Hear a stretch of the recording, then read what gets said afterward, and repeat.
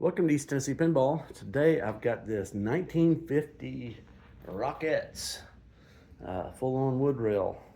I've had this in my shop for a few weeks. I haven't really done anything to it except for one of these legs I glued up. Yeah, this one here. It was split pretty badly. I pried it apart, put some glue in there, clamped it, put it back on there. It's good. I did order a bunch of parts from PBR at Steve, stuff that I knew I was going to need. Power cord, I'll show you that here in a second.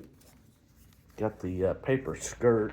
This one's like just faded white. I don't know if he reproduces these or if these are new old stock or what, but anyway, pretty cool. So, oh, this is some of the tidbits I pulled out of the cabinet. There's probably still some more. Here's the state. Oh, that was the leg bolts were wrapped up in there when it came in. This power cord it's done. You know, it's crusty. So I got a new one ordered. These Jones plugs, kind of filthy, a lot of tarnish. They've been cleaned a couple times before. I'll clean them again. I think I picked through all the meaningful stuff, just some old bulbs. The Playfield looks pretty decent. It has some wear here. This game was a guy's. He had it when he was a kid. His dad bought it, and so I think that's the story. That's the story on so many games, and I think that's this story also. Anyway, he wants it done up pretty nice. So I'm gonna see what we can do with this thing. Probably, I'm guessing it hasn't run in a long time. So first thing I'm gonna do, I'm gonna get the head on there. Probably I can't even turn the thing on until I get a power cord in there. Maybe I'll put that power cord on before I put the head in. I'll see. Yeah, I might do that. That might be easier to get to before I put the head on. Anyway, yeah, let's get a power cord. Let's do that first. So I just went ahead and took the Playfield out of there. Looks not too bad in here. Not a lot down here. That's the kind of nice thing about these old games. Wow, that is crusty. I've never seen one that where the sleeve belched out through the top. So I have to get a new coil for that. Knocker. It's eaten a few fuses in its day. The coin meter has been cut, so that either doesn't work or somebody wanted to commit theft. Probably doesn't work. So I might vacuum up here real quick. Yeah, not much down in here, so I am going to replace this wire here. And the way I do it anyway is I'm just going to cut it right there, and I'm going to cut it right here, and I'll leave the 3 or 4 inches of the old wire there. I'll put the new wire in there, zip tie it on, wire it up, it'll be good to go. That fuse holder looks kind of precarious, doesn't look robust. I don't know if that's the original. Maybe it is. It looks exactly like these two. If it's been swapped, it was swapped at the same time these other two. Those could be original solder joints. I think they probably are. I think those are probably the original ones. They've got the original flathead screws in them. I bet those are original fuse holders, so I think I'll swap all 3 of those and just take care of any potential problem down the road. So I've got these 3 fuse holders replaced. Those had the proper 10 amp fuses. This one had a 10 amp when it's supposed to have a 5 amp. I have not wired in the new plug yet because the plug wire that I had on hand here, it was like a 20 gauge wire. It was just too thin. I had ordered some. Fortunately, I only ordered a couple of them, but they were too fine a wire, so I'm gonna have to get some more. In the meantime, I'm gonna go through and clean and adjust all these. We can just look at them real quick, see if they're adjusted. That one is correct, and I know it's correct because it's open now. When I hit it, it closes.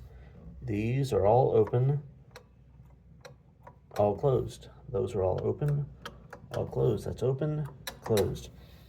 And like that coil, it looks burnt up, but that's normal because it's a hold coil. It's going to be engaged all the time. Those are normally looking like that. That is not normal. That's abnormal. This transformer is is showing definite signs of some serious heat stress. Like it had some stuff locked on, overfused. I mean, the wax is like all the way up to the top here. It looks like it's been very hot. I'm hopeful it probably is still good. I can't really see underneath. If they really get hot, that wax will belch out the bottom and they'll short out.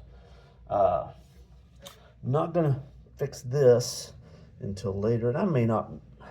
You know, it's not really necessary. It's kind of cool, but if that's causes a lot of problems, I probably won't fix that. So I've adjusted those. I didn't have to adjust anything. We can look at these here real quick. This game is really easy to get to, so this is a good one to kind of go through it. So like those 4 switches, and you can just, so they are all closed. Again, I'm moving all 8 blades with my finger in the closed position. Now that being said, when I look at this, we're not utilizing the full travel. Well, maybe not. It's possible that whole piece is bent, but it's not down into the hole. Maybe it's not supposed to ride on the bottom. Anyway, when it goes, and now they're all 4 open. So those are adjusted properly. Now you can get into the finesse of basically having those things open about halfway through the stroke. Honestly, I kind of follow Ronnie's advice, and I think it's good advice. Generally speaking, I don't try to adjust the switches if they're opening and closing. I don't try to refine on that beyond that point, unless it's just barely touching, and then I will, or just barely opening. This one, it looks good. There's another set underneath there. I'll do those off camera. Well, just the one. If you can see it down there. And I can see basically I can see it moving that other blade, that outer blade there. So I know it's making contact. And in that position, if I wiggle that one, it's not, I've got freedom. So, I mean, a lot of times it's wiggling. I use eyesight, and sometimes it's wiggling the blade. That's clearly open. Now that is just, see, that's one that's not touching real well, but it is touching. So I'm not, and I can see the other blade moving. So that one's like, you might want to adjust it, but I'm not going to. I mean, famous last words, maybe I will after it doesn't work. But I will clean all these also. And then there's another switch underneath there, or maybe a couple of them. If I can get it on camera. Well, that one's very intermittent. I missed it. So I see it. I see that lower blade, both of them moving in unison, which means they're touching. Looks like it's, I can't really see it. I'm gonna do that bottom one off camera because it's hard to see and hold the camera and do it all at once. I need to have both ends and to really do a good job. So I'm gonna I'll get my file and I'll clean a few up. So I just used a small file. It's not super aggressive. I think I bought this from Steve, the PBR. I think the part number is file. Slide it in there, close the switch, and wiggle it up and down. I can't really do it with one hand here. Maybe I can. Put it in there, close the switch. So I'm just using the pressure of the switch itself. Sometimes if I want to get a little more aggressive, I'll hold the blades together. So I do this on every contact in the game because it's been a long time and they've got junk, and this one really didn't have any signs of mice, which is kind of surprising. Actually, it's not kind of surprising, it just is surprising.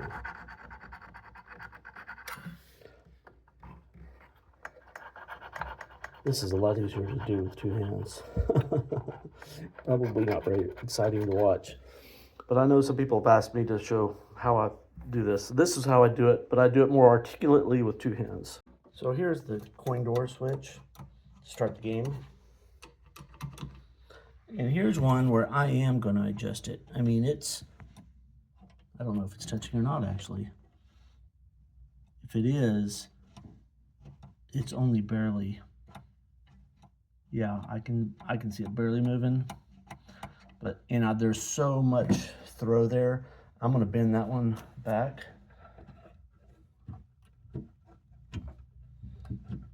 I may go get a tool to do this better. I'm going to.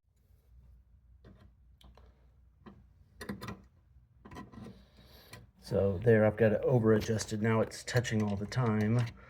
A lot of times I end up there, but then you can tweak it back a little bit, however you like. Maybe about like that. Now it's making good contact. And I'll clean that one too, and I'm gonna be back in here. Maybe I'll go ahead and take that sucker out of there while I get really easy access to it. Look at this knocker out. I was mistaken. That's not the coil sleeve. That is the nylon tip on the plunger. So that thing was cooked on, and this whole plunger got hot for long enough that it cooked off the top little nylon piece that smacks that. That's crazy. Anyway, I was looking on the schematics. It's an A1, where was it? A1448 knocker coil. It's the same coil they use on the bells. I may have one of these or something very similar. So if I do, I probably got those plungers too laying around here somewhere. So I didn't have that coil laying around here. Well, I didn't look at the plunger too. I should have looked at it. Maybe I'll do that real quick. So I don't have one of those plungers laying around, so I'm gonna have to get one of those. Also, I add that to Steve's list. I just put the head back on here, and you can see these units are pretty nasty. This one is free. So this is probably the 1 point, and also maybe the match. I'm guessing it's the 1 point. I don't know, actually. It's not dinging back here. There's the bell. So I'm sure there's supposed to be a dinger. No ding. Okay, well, have to look at the ding dong on that one. These two are just super stiff. So these go forward and back. So this is point unit adjust. Anyway, I don't know. One's probably the thousands and one's the 10,000s or something like that. Well, this one's stepping up. Now, this is supposed to go all the way back. So it's supposed to go all the way back home, and it doesn't. And this one is the same. It kind of moves. If I pull down, and then it's supposed to go home again, it doesn't. So they just need to be taken apart and cleaned. A lot of the friction is actually just the surface here. You wouldn't think it, but a lot of times that's the majority of it. So I don't even know how this thing comes down. Maybe just unbolt right, take that screw out there is how it's done. Because that's either riveted or screwed on from the backside. I guess that's how they do it on these. I think so. Well, since I am waiting on power cords and the like, I think I'll go ahead and maybe clean one or two of these up real quick. Maybe I'll do this one. I want to see, because if I got to order a part for that ding dong, I want to get it before I talk to Steve. I got this unit out. There was that one screw in the top, and then their bottom two have these little screws that fortunately can stay in there, but it just swings down. And I can see that there was supposed to be something there that hits this bell, and that something is missing. So see if I can find a drawing of this somewhere online.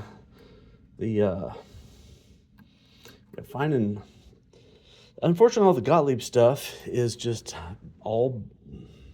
it's not online. So these switches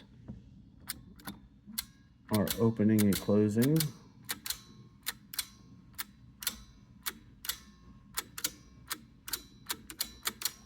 Clean those up while I'm in here. But this thing looks fairly decent. I'm just looking at how this, oh my gosh, there's a set screw on there. So instead of, you can see the evolution of working on these things. They get easier and easier.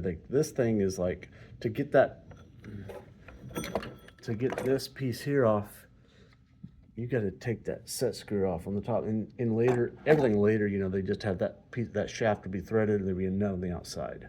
Much easier to deal with. But, you know, 1950 is pretty early.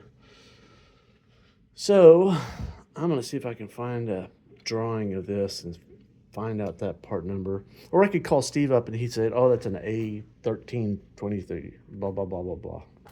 But he likes to have the call with the part number. He appreciates it. I know that. So I went to the Pinball Resources website, and so this is a picture they've got for the Rockettes. This is not actually the Rockettes, but it's in, maybe I clicked a rocket ship, because that's real next to it. Yeah, I probably did. Back box. There we go. So that is the 10,000 point unit. That's the point unit, and the 100,000. So I need the ding donger for the 10,000 point unit. And when you call Steve up, if you ask for the ding donger, he loves that. So I took the 2 set screws off that dude, pulled it off here. So I'm gonna spray some alcohol. I got some new Scotch-Brite. It's real super fine. I think it'll be a little bit less harsh on these old brads. So just a little spray, and so while you've got these things out, it's always a good idea to just make sure that the wires are still connected. You can tell that that foot there is connected to this base, and there's 2 wires actually doing the same purpose. There's that copper one, and then there's a little metal strand. They're both soldered here, and on this one, those 2 feet there are tied together same way. There's the little metal wire, and then there's the copper one. So one is connecting the outer perimeter of them, and one of them is actually the shoe. The other thing is make sure I had a game the other day where somebody had resoldered these wires on, and they had globbed a bunch of solder, so these feet would only come out like that far, and they weren't making good contact. So those should be free to move. So this one, when you put it back, it doesn't really matter the orientation because it's continuous. It never goes back. So just put it on there. Just make sure when you're done that any one of these, like see that foot there, you can barely see it. That foot there is lined up with one of these rivets. So when it stops, that it's not in between or across 2 of them. That's the only thing you gotta worry about. So I got this back together. You can see the kind of smear of PBR grease on there, going freely. And you see that top rivet there, it's right in the center. So that one's good with the exception of the little dinger. Got these 2, and then I haven't even looked at this one. Credit unit. They're usually the worst. It's stepping up and down, so that's something. I don't know what that is. Wow, that's a big AC relay. I have no idea. It's got 3 contacts. It looks kind of scary. I say it's AC. Everything in the game's AC. But that looks like a 110 volt kind of thing. I don't know. Let's look it up. I'm kind of interested. So N is just the 10,000. Is that? Yeah, the 10,000 point relay. So it's just for the, I would say the score reel for the 10,000 point unit. So whichever one of these is 10,000 point. One's 10,000, one's like the 100,000 or something. So anyway, I'm gonna stop this here for now. I got an appointment I gotta go to, and I'll get back to this tomorrow.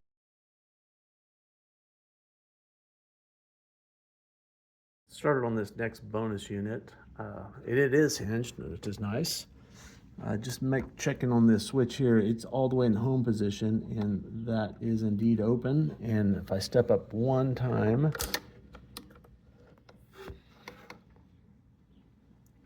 it's closed, so that's good. And this one is just like an end of stroke switch. So every time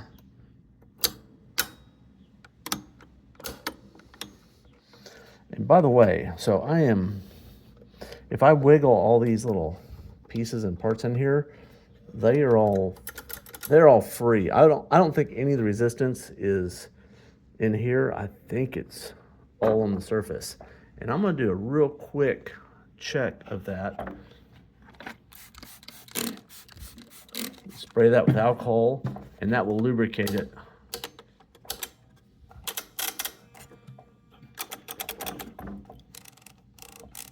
So maybe in that shaft also. That shaft is probably nasty.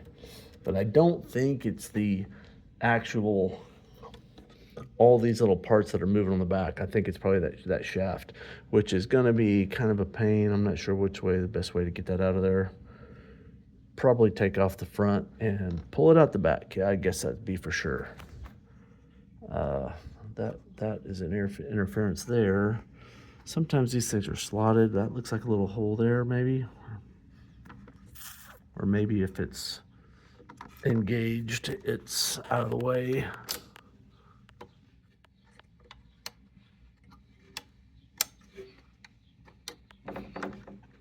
Maybe it's not.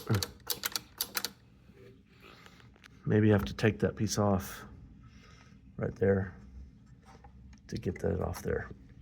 I'll dig into it. Let's see what's going on. Didn't really want to take this apart.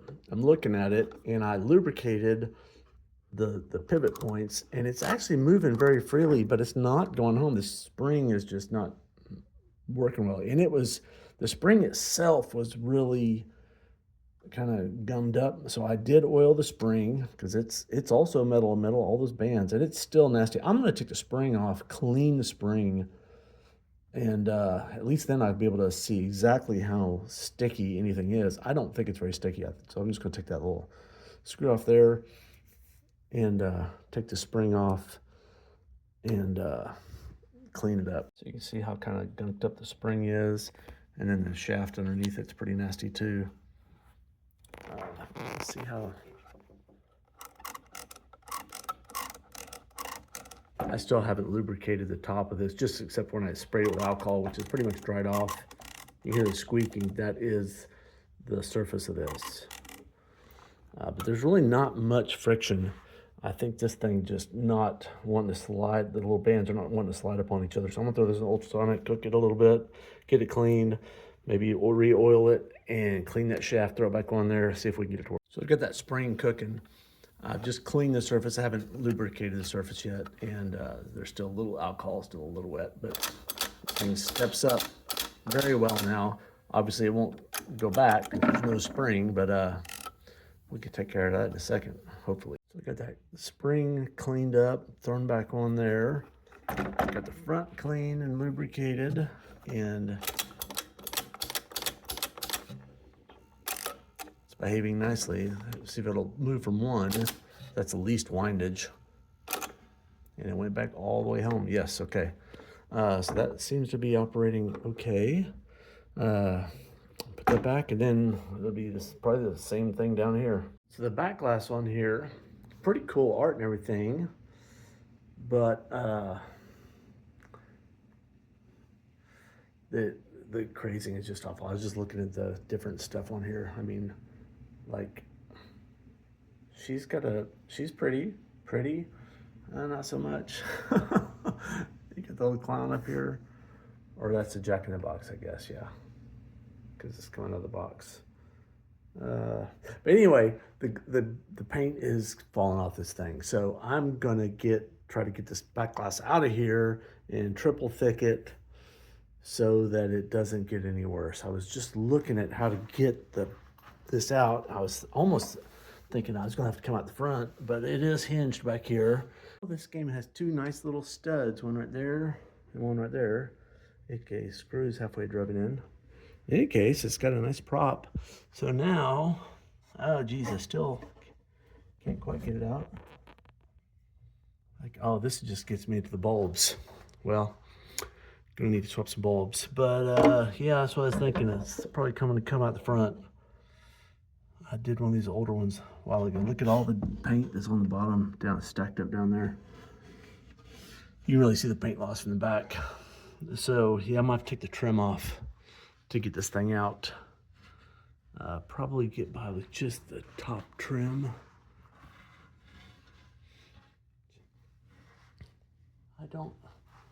Surely that's not the way to get this thing out of here. I don't see any other way. I guess if I take this whole thing out, maybe that's what I'm gonna have to do. Take the whole back out of here, take the hinge off, and take this whole piece off, and then the bottom can slide out from those corners and I can get it out of here. Because this is all nailed and glued, or just glued. I don't even see any nails, so that's not really an option. On some of them, these trim pieces are screwed in, they come off, and you can get it off like that, but yeah, I don't see how I'm gonna get it off without taking this whole panel off. So that's gonna be fun. I don't know. Yeah, geez. I'm just looking at, so it's all what attached to that bundle there and that bundle there. I mean, I could unscrew those also. It's just, you know, you get further you go, it's like more and more stuff to unscrew. Could almost put a table over here, just lay it on the table so I don't have to disconnect those female plugs. But yeah, I've got to get this thing all the way. Or maybe I could just set this on this bench right here. I'm pointing at that bench there, and just one lower down. That way I wouldn't have to disconnect everything. I'm gonna do this when Jane's here, so I'll get another set of hands. So I pulled out the back box mechanisms. I went ahead and just unscrewed the 4 bolts on each side of those female Jones plugs instead of messing with it. Yeah, you can really see this pile of paint down here. So I'm gonna take this thing out, put it on a sawhorse, and spray it with triple thick.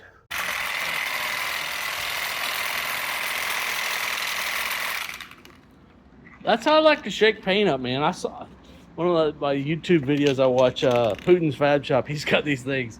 He's kind of a character. Anyway, it actually works great because I just don't have the patience to shake a can for 2 minutes and shake. I can do this for 2 minutes, and really it only takes about probably 20-30 seconds like this. It's pretty awesome.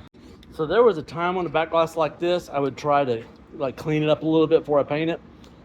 Those times are past. I've given up on trying to do that, because especially something like this, I mean, there is, if you look, there's lots of paint that is just about to go. In fact, I'm gonna have to go real light with this first pass, and from a considerable distance, like a foot away, I just saw a flake go. I just blew one off to minimize the amount of paint that I'm flicking up just from the propellant in this paint here.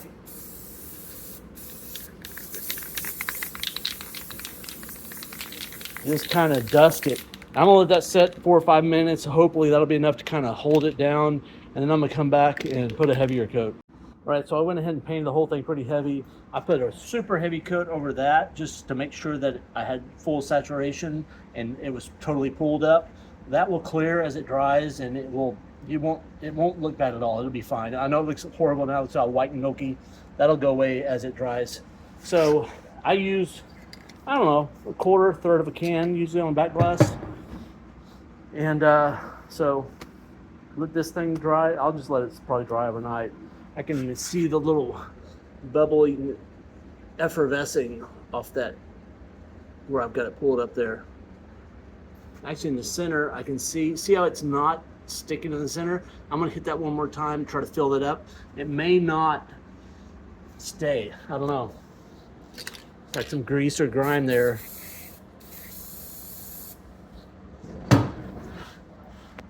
Yeah, it's coming right back again. I may get a Q-tip and kind of scrub that. It's clean. It's a clear area, so I don't have to worry about ripping the paint off. I think I'll go get a Q-tip and try to do that while it's still wet.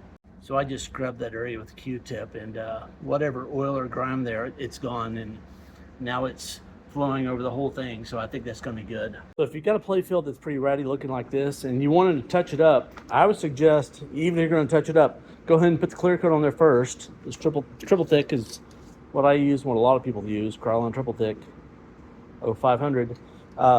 Put the triple thick on there first, just to get the paint stuck down, and then if you want to paint it, paint on top of the triple thick, and then maybe potentially put a little bit more clear coat on the very top to seal the paint in, especially if you're using watercolors. I've had varying success trying to paint these, especially on the areas that are translucent. Like if you're want to paint the bodies, that is very hard because the light's going through it. If you're painting an area like where it's black, where it's masked, there's no light penetrating. So you can paint it and then just paint black on, paint the color, whatever it is, and then just paint black on top of it so that no light goes through. And then maybe clear coat it if you want to on top of that, just so the paint doesn't get busted off of it. But like I say, it doesn't, it can look better than it does like right now, but only marginally better. Really, if you really want a nice one, you need to get a reproduction. This is going to be oddly satisfying, I'm afraid.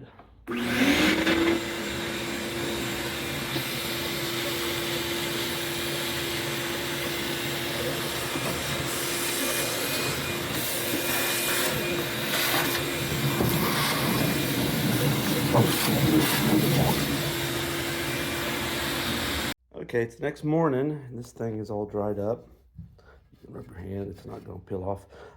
So if you were wanting to touch one of these up, you almost have to do something like this before you start painting it, because even your brush strokes will just pull the paint off, because it was so ready to go. But now this is semi-permanent, not to get too much worse. Again, it's not great, but you know, it's all right. It'll do. And you know, depending on the person may have, you know, grown up with it like this. They may kind of like it like this. While I've got this head unit out, I figured I'd go ahead and take the bulbs out because it's a lot easier to do it now than later. I went ahead and left these in, these big fat ones there. Those are $4.55. They're blinkers. And they're like $1 a piece, and if they're working, I'm just going to keep them. I took out all the other ones. You can see the tips of them are black. That's not dirt on the outside. That's like the soot on the inside. So the bulbs will sometimes, when they get black like that, they'll burn super hot and pull more current than they should and run really hot. And you know, unfortunately, these are all old GE bulbs, so they're high quality bulbs. The ones I'm gonna put in here are, you know, they're Chinese. That's about the only kind you can get.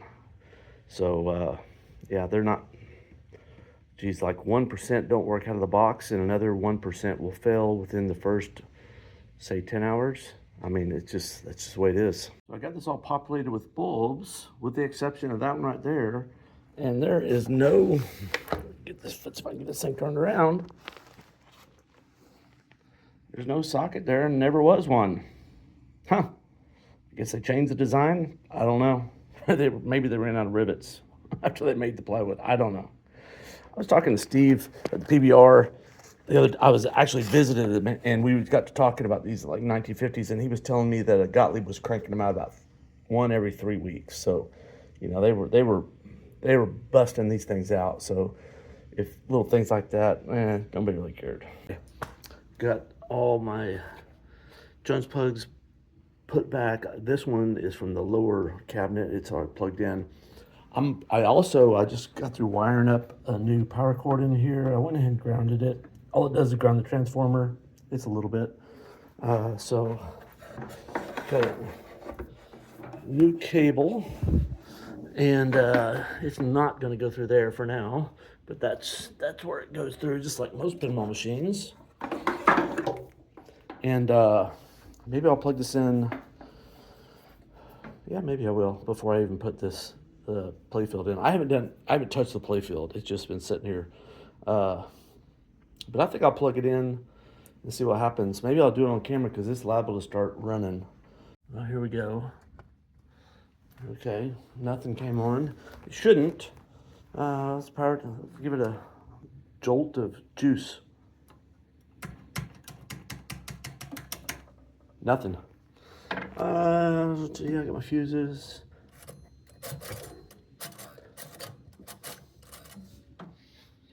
I wouldn't expect you'd need the Playfield in here for the motor to turn. This is kill switch.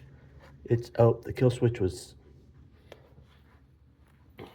the kick switch. So that switch there was stuck up.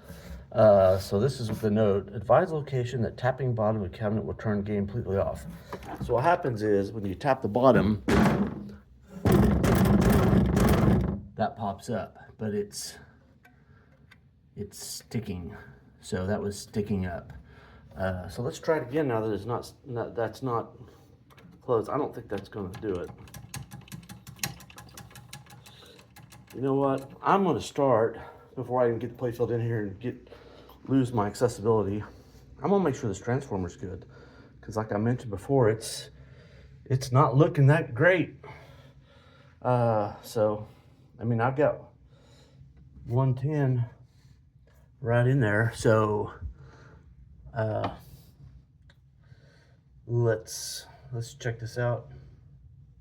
So I figured I'd just look at the schematics because it's going to be really simple. So you go through the fuse, you go through the R, which is a hold relay, and you're right to the coil. And the other side is just right back. So the only thing in line is that fuse, and I just replaced that in R. So I just did this a second ago, so I know it's going to run.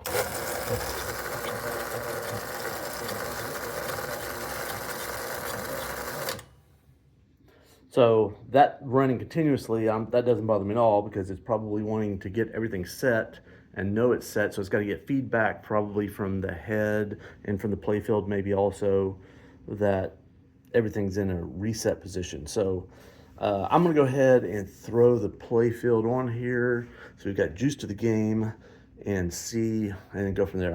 Like I said, I haven't touched this. So I need to, there's at least that unit there has got to be cleaned up. Clean up all the contacts and all the coils. Wow, that's a heck of a mech there. Oh, that's the flippers. So one coil, y'all see that? One coil for 2 flippers. And that one just has like a heavy varnish of, it's actually, there's still some liquidy, but it's been oiled and oiled and oiled. It's okay to oil that point there because it's just like metal on metal, but here, never oil those plungers. These have been oiled quite a bit. Anyway, I'm gonna throw this in the game and we'll go from there. So I got the playfield in there, got those Jones plugs, that one, and the one that goes to the back box. I got them cleaned up a little bit. Let's see if hit the start button, see if anything happens. Hey! Wow. That sounds like something's locked on. It could just be that was just the hold coil. A little noisy. Oh, also that one. And that one stays released until you hit a switch or something. Yeah, it came out. So I think we're playing a game. I haven't even touched this. That's kind of interesting. That coil looks a little roasty. I don't know what that does. Oh, that's the center kicker for one way, and that's the center kicker for the other way. So there's these 4, I need to back up. So there's these 4 holes, and if you put the ball in there, it click, click, click. Apparently, I haven't seen it, but that's what I've read. Or if you go, it's like kind of like the Rockettes theme, the girls kicking their feet up, and so, and I don't know what this thing is for. I don't think this game's got a bonus ladder. Maybe it does. No, I think those are probably numbered lights. Spot lit numbers. I think that's just keeping track of the numbers that you've achieved. This, like a lot of games this era, I think you got to spell 1 through 13. That's one way to get a match, or 1 through 12. There's a fuse, 1 amp slow blow. That could be a 1 amp slow blow. I'll check it. It looks like a modern fuse, like a newer fuse. That fuse holder looks exactly like the other one. So that even further confirms that all those fuse holders that those other 3 I replaced were original. That one probably is too. And you get this huge reset bank. Probably one of those for each number. 1, 2, 3, 4, 5, 6, 7, 8, 9, 10, 11, 12, 13, and maybe a couple more. I don't know if they're, oh, there is a label. Okay, yeah. Okay, so it's 1 through 12, and then we've got the S, which is the start. It's funny that the start's up here, the tilt, and the W. I don't know what the W is. So I'm gonna turn this thing off. Let's see if we can do that. Accomplish this by a little slap. Did not.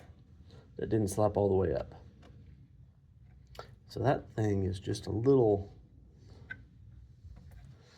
it's either just gunked up in there, or there's also these little splinters that are kind of, you know, those splinters have been there since this thing was made. But that clip may not be the original clip. But that's just a little bit.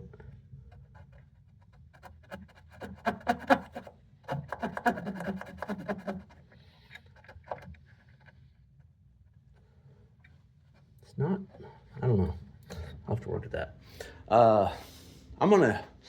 What am I gonna do? I think I should just start by cleaning all these switches and go through this thing. That's definitely gonna have to come off. I mean, it's ratty under there. So that's gonna be like feature lights or something. Basically, I don't know. I have no idea what that is. Probably look on the Pinball Resources. He's got a picture under the Playfield, like he did in the back box, and he's got all these, some of the coils labeled, like, I don't know what, oh, that's an A, it says so. But like this one's probably labeled on his picture also. For some of them, the labels have fallen off. And probably got a name for this unit, whatever. I have no idea what it does. Normally I'd think a bonus unit, but I don't think this game's got bonus, so. Removing this plate off of that unit there, that was difficult. I almost gave up. I got it about halfway. I could spin it, but there's little divots on that shaft for where the set screws go, and I assume that's what's grabbing. You can feel them, and I just couldn't get it off. I was pulling pretty hard. The last thing you want to do is break one of these, because, you know, try to have to make a new one or something. Anyway, I did get it off, and you can see it's pretty nasty in there. So we'll get all that cleaned up, get this thrown back on there. And this is like one of those in the back. It just goes around and around and around and around. So you don't have to worry about the orientation of it. So I get some alcohol and a not Scotch-Brite and clean it up. So I've gone through, I've cleaned, adjusted every switch. I didn't have to adjust any of the switches. I don't know that I think that's the only, I was gonna say I didn't adjust any, but I did adjust that one, the start switch. And it was only marginally needed it. So I checked all the switches, I should say, and I cleaned all of them, and I cleaned this unit. So, oh, and I changed all the bulbs on the bottom side. So all the controlled lights, you might say. And so I'm gonna lower this thing down and see what works and what doesn't work. Okay, I got the Playfield down. Oh, I got it unplugged. Let me plug it back in here.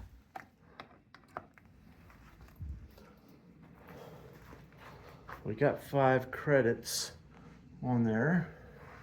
Yeah, and that milkiness, it completely went away from when I did the clear coat. Okay, I'm gonna hit the button and we'll see what happens here. Okay, I heard this kickoffs, which means it's ready to push a ball up. I don't have any balls in it. Let me grab a couple of balls. My inventory of okay balls. I'll put it in fresh balls before it leaves, but these are good enough to roll around for a while.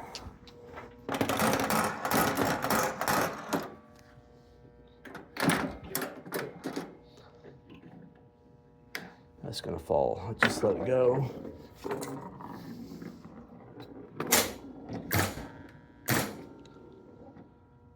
Oh my gosh.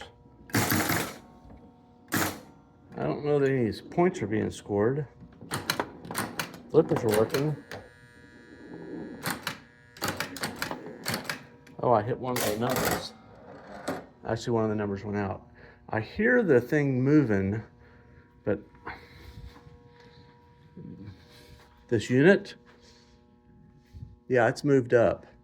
And this is moved up also. Actually, I don't see any controlled lights on here. This is just the GI lights. And what I thought were blinkers, I don't think those are actually blinkers. Those are those 4 or 5 that I left in there, I believe. But none of the controlled lights. I'm gonna open it up and look. Well, I got in the back of this and I realized this, after this thing's set and dried and all the alcohol dried off these, both these units are still a little sticky. They're not going back home. I just pulled off that piece there, that bar, and I can still just wiggle it with my hand. That should just snap back. It's not. So I'm gonna have to pull that disc out the backside, get all the gunk out of there all the way. And I'm gonna do the same thing to it down here. So I don't know how far I'm gonna have to take this apart. Either bend that switch or take it off. It's probably got nuts on the back. Yeah, those are a pain. I might just bend that out of the way temporarily.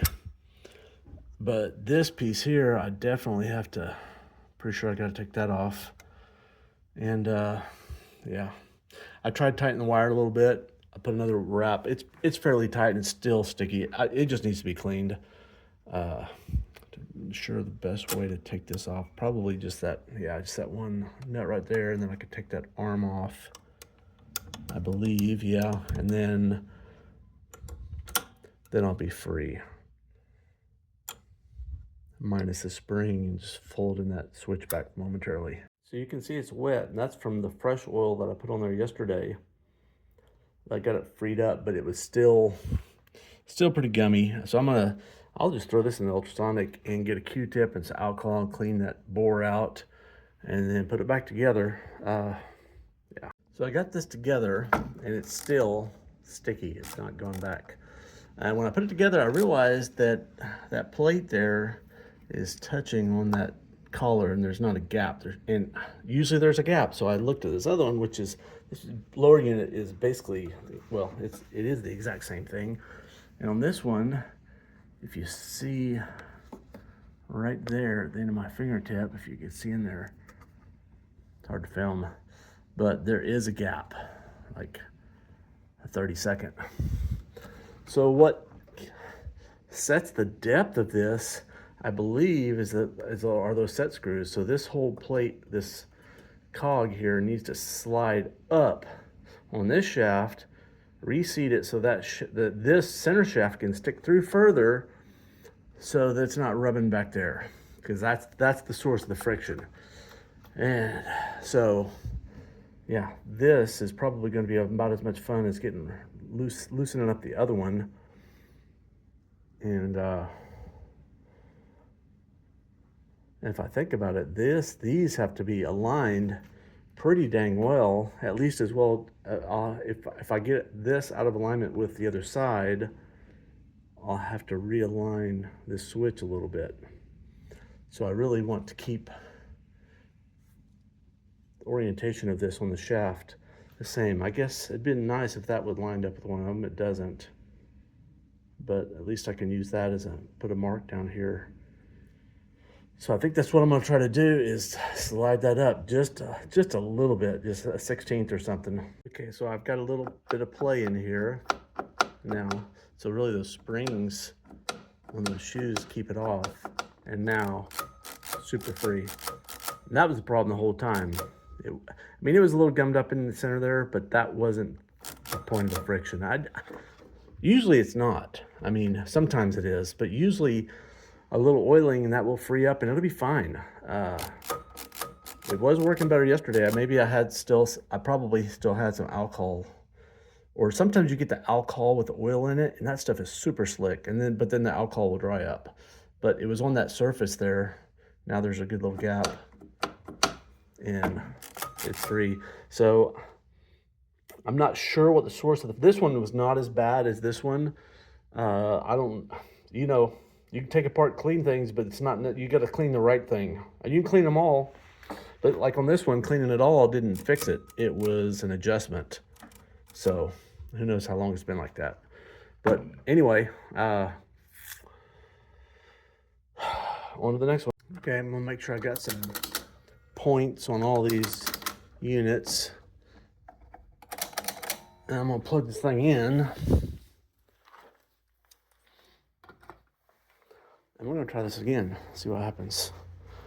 I still got 5 credits. I don't know if I'm not taking off credits. Let's see. Well, that seemed like it did a little bit more. I've got some of the lights, not very many though. That might be a back and forth.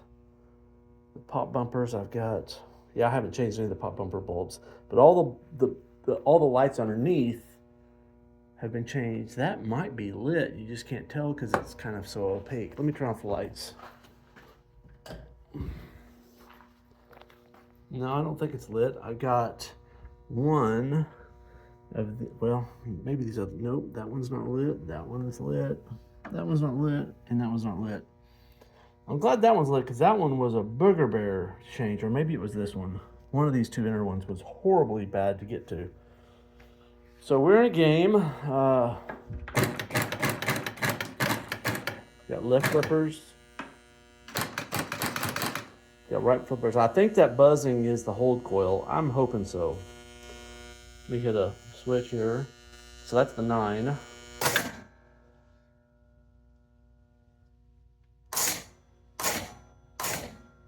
So my alternator or whatever is going back and forth. Oh, we got it. I got 100,000.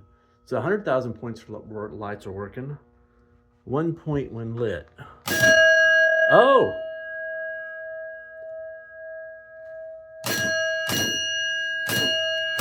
Wow, that is super loud.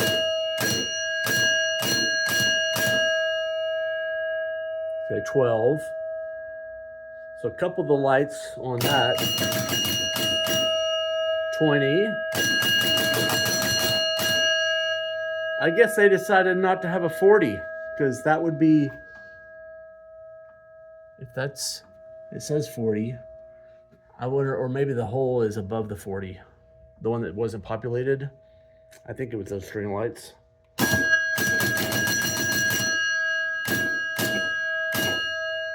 So how do you get a 50 or a 60 or a 70? I don't have any idea. Huh. Well, what else we got? 2 points here. Oh, because you got 2 switches. Gotcha. So are these, oh, that's a,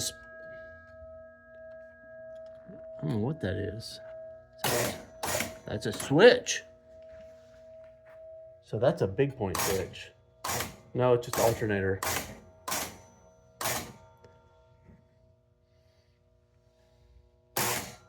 Huh.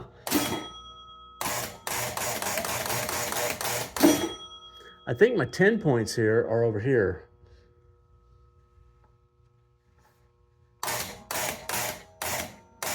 I see them flashing. You see them flashing?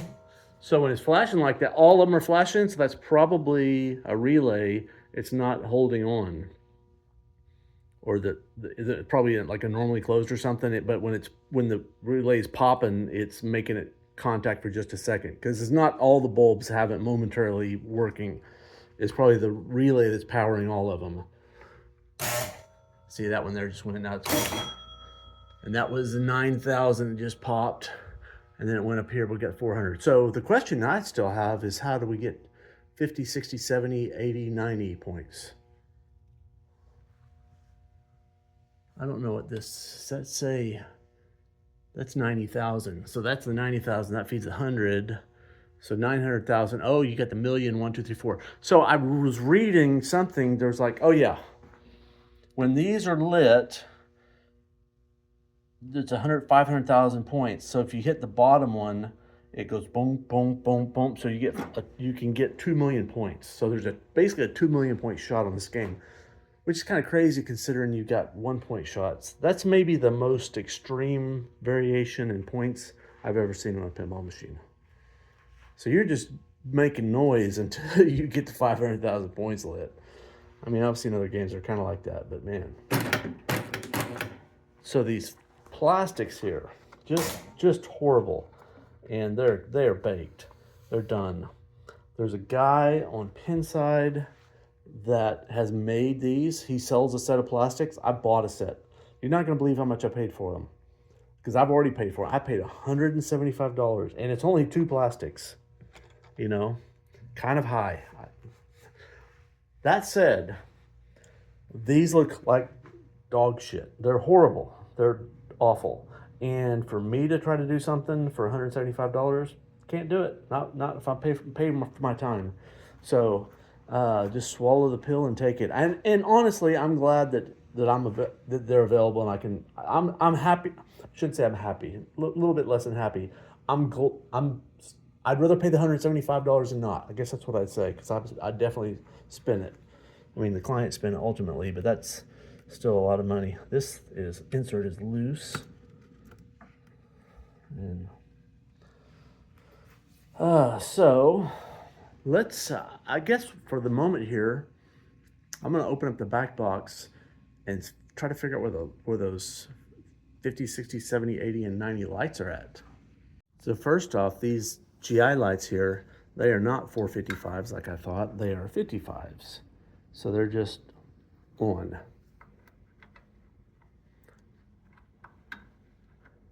If I can get that back in there.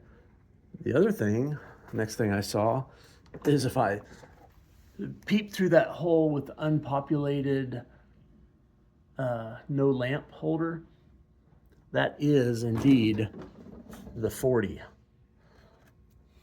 So there's a place for it to be lit, but they never put it there. That bulb was never there ever in this game. So it's kind of weird. And I still don't have any idea how you would have a score of, say, 50 points or even 40 points, really. You could have 39, but I don't know. I don't see any 50. Somebody understands this. I mean, probably I'll figure it out by the time this thing posts, but I don't know. It's kind of wild. So I guess, oh, I just saw that. You just saw that thing light just there for a second. I think I might have hit something on, might have been on this. This is the unit that does those points. Oh, there it is. So one of these shoes is not making contact or something.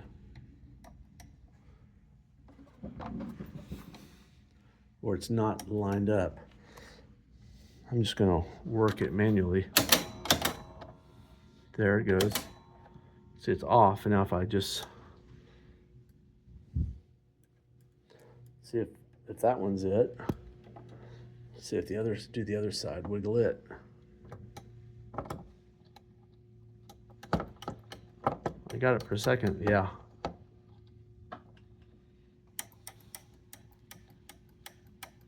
Not sure exactly. A lot of times this is how I diagnose things, is start wiggle. Oh, wow, that did something. Oh, I'm pulling it off there.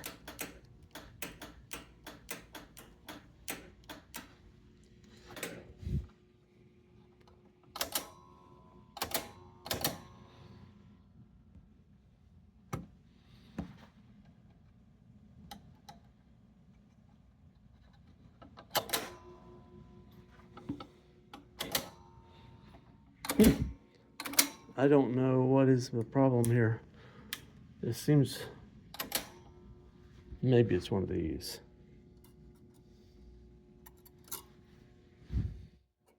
I wouldn't think so.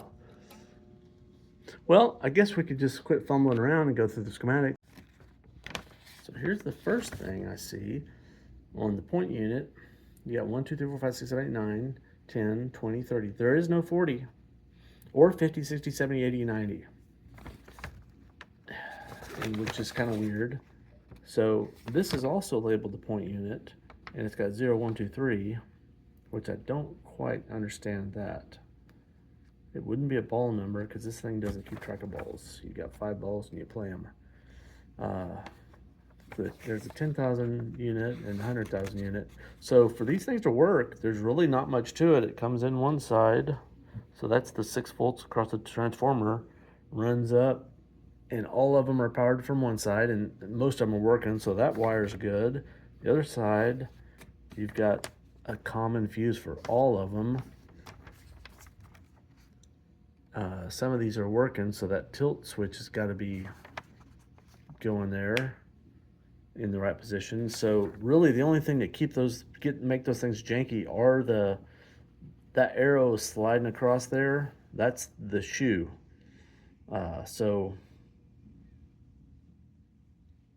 Oh, that's the, wait, I thought that was the 10, 20, 30 for a second, but that's 10, 20, 30 here. So what is the 0, 1, 2, 3? I don't know. No idea. Clearly it's the whole lights. As soon as I put my phone down, I saw that, okay, it's labeled the whole lights. I don't know what the whole lights are, but there's some kind of feature. Oh, I bet that is the unit underneath the Playfield, because I never did figure out what that was. I bet that's what controls the whole lights. So the fact that only one's lit, that's probably good. It probably rotates around.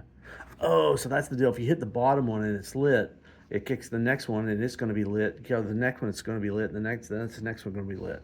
I read the fact there was a 2 million point shot on IPDB, so I was expecting them all to be lit. But so that's the ticket. You got to hit the bottom and go on the bottom, or maybe hit the top and go on the top. But maybe the sequence is the wrong way if you go on the top. Probably, because that way you could get it just off a skill shot, and they want to make it hard. You have to shoot it from the bottom. Okay, so that's what that is. So let's focus here and get on the points. Get these to work reliably, because right now they're kind of hit and miss. So something's wrong on that point unit. There's a wire that's loose or something, or one of the shoes is not making contact. I don't think that's it, because I wiggled those enough. I think it's probably some other wire is not making good. It's got a bad solder joint or something like that. Well, I figured what it was. If I'd wiggle this, I can make on, off, on, off, on, off, on, off. I'm just wiggling this. And the reason is there's a ground that's on there. So I left this loose because I knew I was going to come back and have to put the ding dong on there. But that one's got to be tight for the, I said the ground. It's, I don't know, it's the common one for all these. So I'm going to tighten that up, and I think we'll have reliable lights for the 10, 20, 30, 40, the 10,000 unit. I got that tightened up. If I just manually crank it here.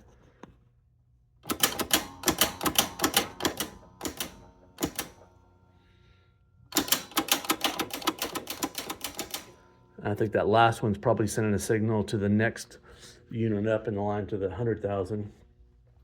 So let me start a game here.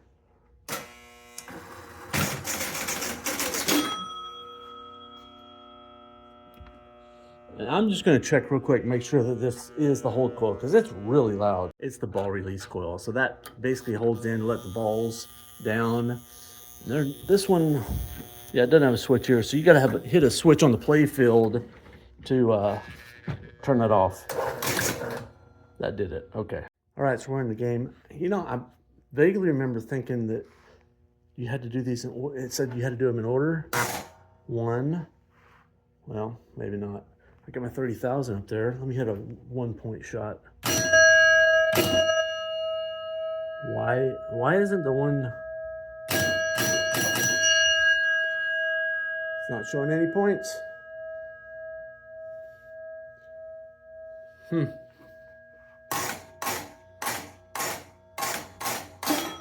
Okay, my 10,000 and 100,000. I'm just going to annoy myself to death and see if we get these, if those are even lights up there. I'm not even sure.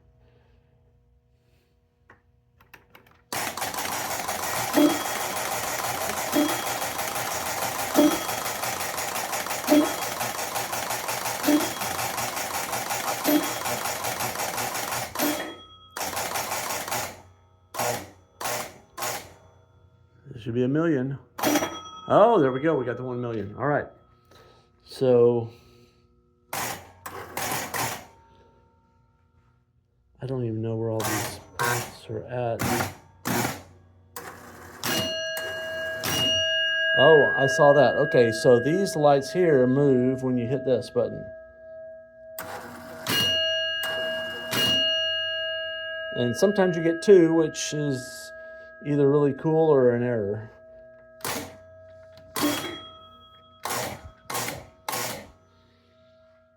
So I don't, spots number. I don't see how you tell what's been done, unless these are just like not working well at all. Wow, these are all super loose and sunken. So where's the? Well, my battery on my phone went dead, but I think I figured out a little bit more of the logic on here. I went ahead and changed all the lights on the top side, and most of them are working. That pop's not working, and neither of these two pops are working. So the first thing I realized is this is not, or these are not the ones you've accomplished. These are to spot the number, and it's got the little arrow right here. So if you go through this yellow one, it's going to be spot me the 4. So one of these lights will turn off, whichever the 4 is. So that's the 4. It just went off. So the goal is to get all the lights off, all the controlled lights, which are, so I still don't know where they're all at because there's 2 here. There's 1, 2, 3, 1, 2, 3. So that's 8. And there's 9, 10. So there's supposed to be 12. I don't think these are the other 2. Those are just pop bumpers. They don't say any numbers. So I don't know. Oh, these 2 outlanes. Okay. There's the other 2 right here. So if I do all those, I'm assuming that's going to light the special. And this thing is working, right? So hit that. You get the next one. So, you know, if that's lit, then that becomes a 1,000,000 point shot because you hit it right there. You get to 500,000, get another 500,000, you're good to go. So, well, I guess I don't know how it knows whether to go up or down. Oh, that's up and that's up and that's down. I just saw that. Okay, cool. So I'm going to just hit all these switches. I'll hit that one even though it's not working. I heard a ding. Oh, that was just a normal ding. And hit the 9. And now hit the 7. That should be all of them. I should get a special light maybe. I don't know. So again, that's just does the 6 and the 3. Maybe that's why it's clicking twice. I'll hit these just for fun. I'm not seeing a special light. So it said in the flyer, this is where I saw some of the information. This is when that's lit, that gives you a single special. And when either one of these are lit, you go down, you get a double special because there's 2 switches. That gave me a special. 3, 4. So the special is lit. That one gave me a special also. So I have the special lit. The special light's just not working. Okay, I can deal with that. So I think this thing's functionally working. I got all the bulbs fixed on there. The 7 just didn't have the 7 had a bad socket and the 1 was missing the bulb. So I think, and I've gone through all these bulbs. Every bulb on there works. Tilt works. I don't know if there's a game over. I don't think there is a game over. And I don't think there's any lights down in here. So I think all the bulbs are working back there and most of them down here except for these 2 pop bumpers and that number 1. And the special. Yeah. So I'm going to make a list. So, oops, I got that one going. That's actually number 12 there, just by wiggling the bulb. So next on my list are these 2 pop lights. I'm going to see how they're lit on the schematics. So it looks like those 2 bulbs are the kicking bumpers, and they go through the C relay. So I got to find that. This is a picture that's associated with this game on the Pinball resource on Game Specific. A lot of the games, especially some of these old ones, they've got these great pictures. So it's that relay right there, right underneath the plunger. So I'm going to check that out. I want to kind of know where to look. I immediately see the problem. That is not making contact with, it looks like it's supposed to go right there. I guess I could touch it anywhere on here, maybe there, and see if the bulbs are going. Yep, that does it. Okay, so I'm going to take this braid here and touch it to that point right there. All right, I replaced that little braided wire with the insulated one, and look at my pop lights are lit up. That's lit, so the only thing left is the special light. And the special seems to be working, it's just the special light. So let me see if I can find that on the schematics. So I'm gonna do one more thing before I leave for the weekend. This top here, it's really blown out. I don't know if I'm gonna fill all that, but at least I'm gonna glue that and maybe glue some of this and clamp this over the weekend. So what's happened is there's no barrel spring here. So that goes in too far over here. And when you raise and lower the playfield, you hit that and you see it torques this whole thing. It's even worse when you come down because it's like press it down and it bends this whole thing like that forward, and that's probably what cracked all that. So this will get a new barrel spring, but in the meantime, I'm gonna fill that seam with some glue and clamp it over the weekend. On the inside, you can see these old school repairs. That's solid. But yeah, it could still use some more. So I'm gonna try to glue that up best I can. This whole joint is just not very great. Glue and clamps will go a long ways. All right, so I got that little corner glued and clamped, so I'm definitely walking out the door now. I'll see you Monday morning. So I just pulled this insert out. It was already loose. There was a layer of masking tape around there. There's still some remnants and nastiness. I'm gonna just try this in ultrasonic, see what it does. I'll probably end up scrubbing a little bit, see if I can get a little nicer, and then I'm gonna try to use this as my test subject to glue this back in.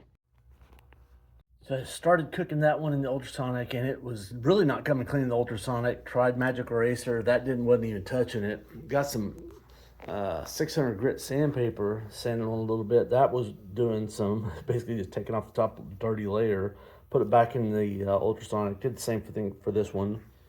I pushed on all these inserts.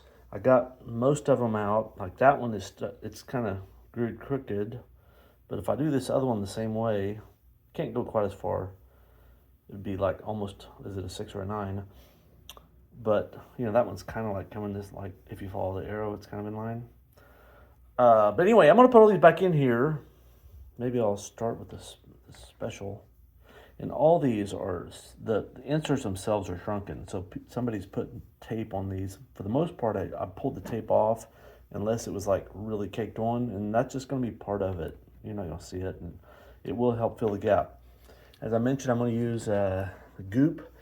This stuff is like, if you've ever, it's like model cement, except, well, it's stickier, has the same smell.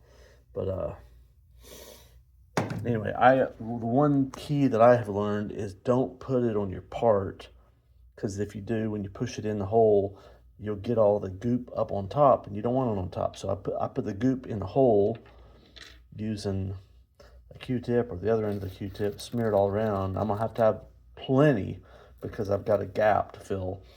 Push that in there, and this stuff hardens up pretty quickly.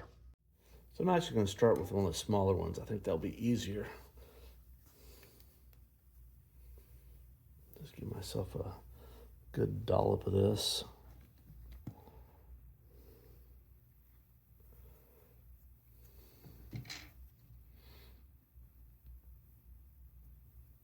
And it is real stringy, so kind of got to be careful about getting little tendrils. You don't want to get those all over the place. I see I got a little bit on the top. Just, there we go. Okay, so now I'm sticking this 11. You know what? I'm gonna let that harden up a little bit more before I push it all the way in, because I'm afraid it might sink too far. I don't want to get a little bit tackier, but I'm gonna go ahead and do another one. That way, if my technique is wrong, I can have several of them screwed up.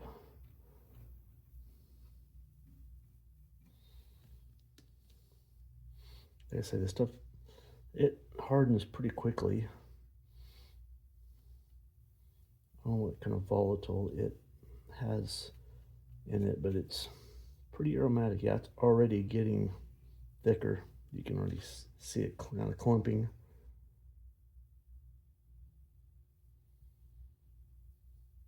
And I've got a block of wood. I'll be right back. I like to just press them in with a block of wood, and that way you get them absolutely flush. Okay, those are done. They'll just harden up, so I'm just gonna keep going after it. Maybe I'll put y'all in fast motion, and I'll be done in like 1 minute.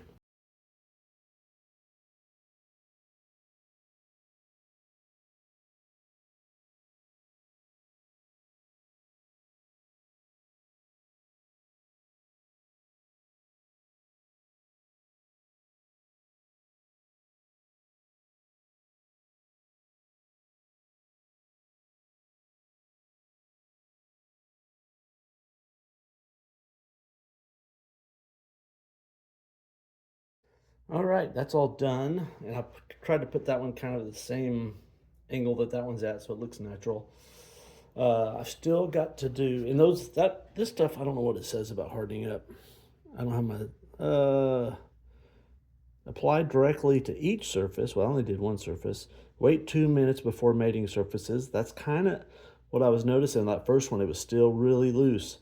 And once you spread it around there, it really hardens up quickly because it gets more surface area. Allow repair to cure for 24 hours. It really dries a lot faster than that. I mean, I don't know if I'd want to play pinball that fast, but I mean, this stuff, and this stuff is just a couple of minutes old, and it's like basically too thick to spread at that point. It gets all boogery. I don't know, like kind of clots up. So I try not to put down, but a little bit at a time. That one's not quite flush. And if you've got any on the top, now's a good time because it'll just kind of like peel off. You just have to be careful about jamming things in too far. It's real, at this point it's just rubbery, so it will kind of roll off if you get any on the surface. Let me get this off the Playfield. And we'll go check those other two inserts, see how they do. Look up here. I started sanding and they started getting cleaner, but I was almost burning through to get into like white plastic. I don't necessarily want to get them white because nothing else is going to be hardly white. Well, some of it, I don't know. I bought flip new bats for this, but honestly I don't know if I want to use them or not because, you know, like these old classic posts, they're pretty yellow, and I want to keep those. So I may keep these old flipper bats and not use the ones I bought because they're going to be way wider. All right, so I finished cleaning these. All I wanted to clean them. This one I sanded a little, maybe too much because it's got some white patches, but you know, but the best I can do. There's still masking tape on the inside of there. I picked out a little bit, and it's really embedded. I'm just going to leave it because this thing is still loose, and maybe that if it's part of the table now, that's even better. This one's real loose. I almost should put some on there. I'm going to try to just put some of this glue on there, some of the goop, and let it get kind of stiff and put it in with a twisty motion and try to get it really spread around there. And I may end up filling the gap with some, geez, I don't even know what it's called. It's not Varathane, it's similar to that, although Varathane shrinks too much. But this stuff has a real high solids content. I've got a little can of it in the back. Haven't used it in a while.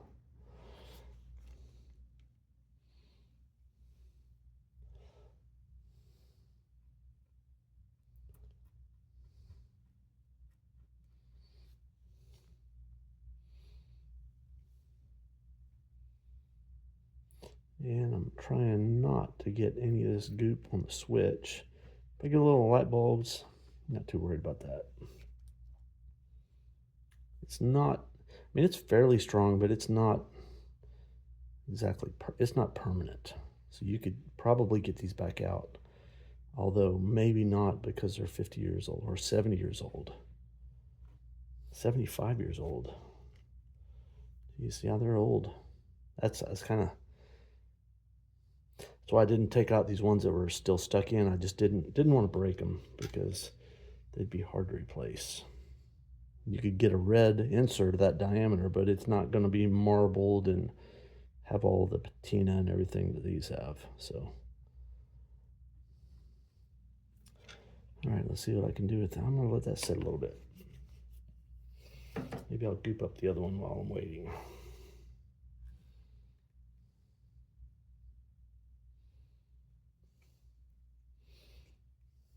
I used to always use wood glue to do this, and it works all right, but this is better. This goop, for one, it's a lot faster. I mean, Clay, I think I read him saying he goes ahead and will play on the game with it's well within 24 hours. I think maybe he says within an hour he does it. Oops. It's fairly forgiving if you drip it. Just wipe it up pretty quickly. That wasn't so much of a drip as a tendril. It's very elastic.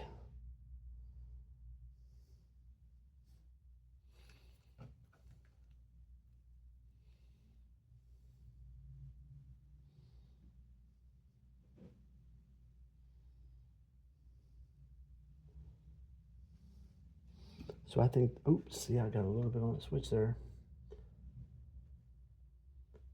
Didn't want to do that. So that blade, the only thing that holds those up is that blade down there. So it's got to be able to move and be free.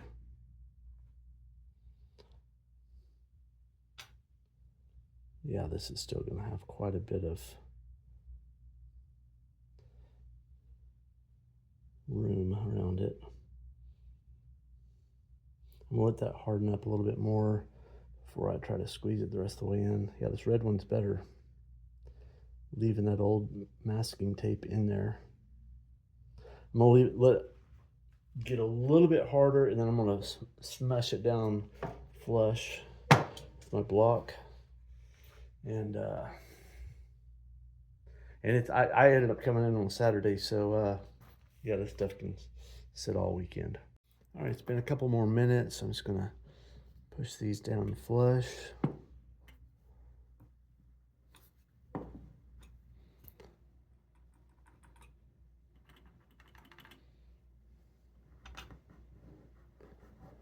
There's something there. I don't think that's hardened and old. So there's all kinds of stuff on this Playfield. Yeah, I think that's probably remnants of glue from the last time somebody had to send it out. All right, so let those harden up.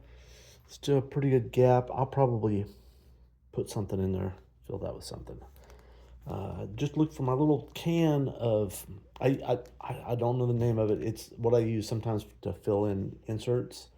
So you can just get a dropper and fill it in there. I thought I'd put some in there, and I may.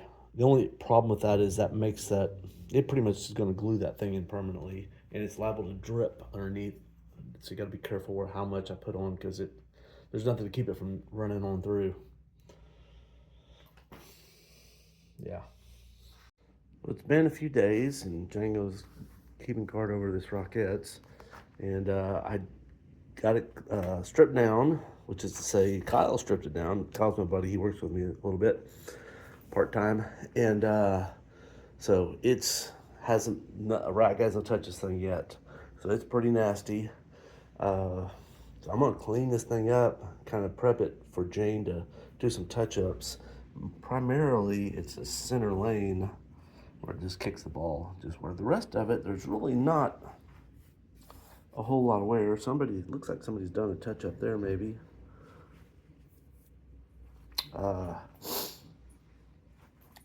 Maybe a little bit on her leg there. That's just another kick hole. That's where it kicks up, because these kick up or down, so the ball probably lands right there on her hip. Anyway, yeah, it's just nasty.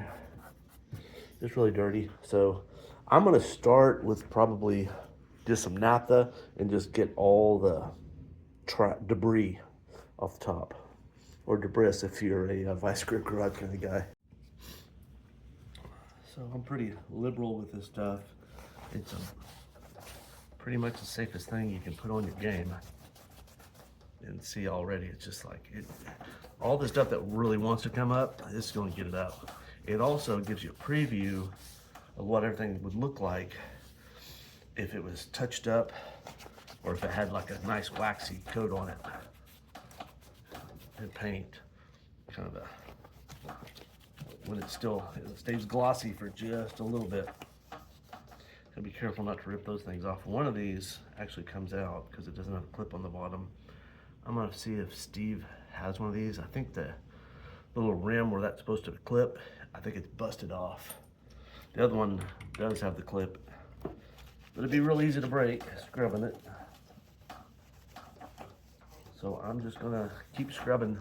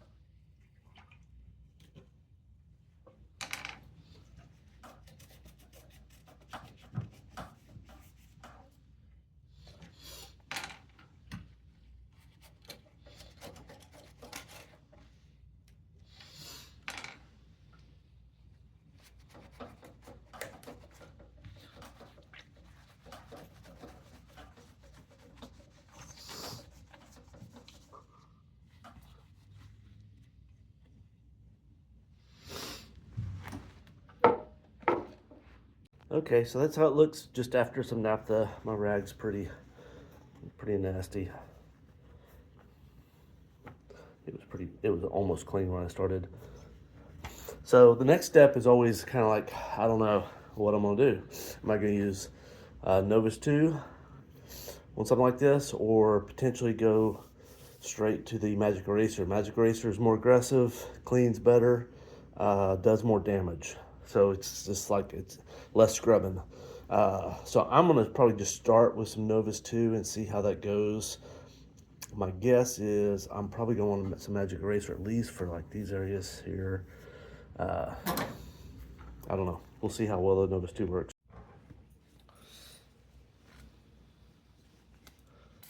Oh, had a booger. So I'm just going to do a little spot here. Actually, this is not coming too bad.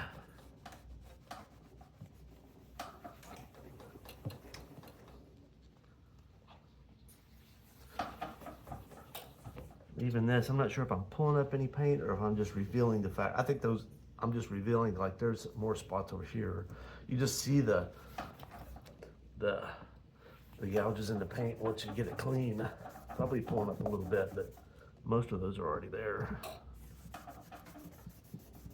Kind of every game's a little different on like what you can get away with in terms of how aggressive you clean it. I try to go as gentle as I can, within reason. I think you could probably accomplish almost anything with Magic Eraser with Novus 2, almost, if you were willing to scrub all day long. Maybe not even then. In terms of like getting the little crocodile lines out of something, and this one doesn't really have that, but a lot of them will have they'll like, looks like a backward crocodile, like little tiny lines, and the dirt has got down inside the paint. Magic Eraser is really effective at getting that. It's like the only way to get it out that I know of.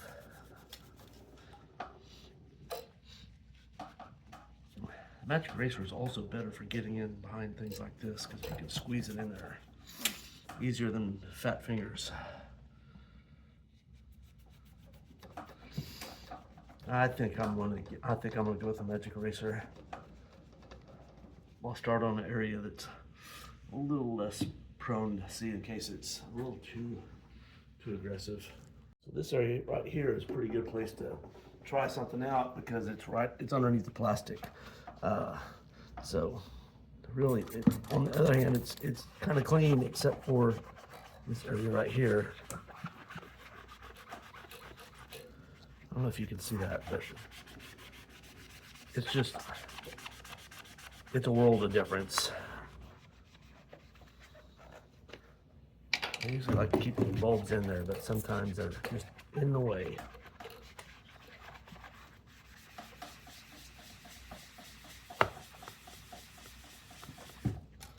You do need to wipe that up once you get it cleaned, or all that all the dead paint and gunk will like repaint itself back down again. And so yeah, that has been Magic Erased. That is not. They've all I should have picked a portion where I already had some Novus. I'm not sure. I didn't clean very much with the Novus, but you can see the edge here, like that residue. If you leave that stuff on there overnight, it really, you got to scrub it off again. I mean, it's really something you want to get rid of. And no matter what, usually when I get done with this, I have to come back with either Novus 2 or some kind of polish to polish all the residual Magic Eraser dust and alcohol and grime and paint. It just makes kind of this chalky mess. As much as possible, wipe it up while it's still wet. So I've Magic Erased this right side, only the naphtha on the left. Just kind of let's just see what this stuff looks like. Just put some naphtha on it to see what it's gonna look like after it's good with a good wax. You know, I feel that's just gritty on my fingers.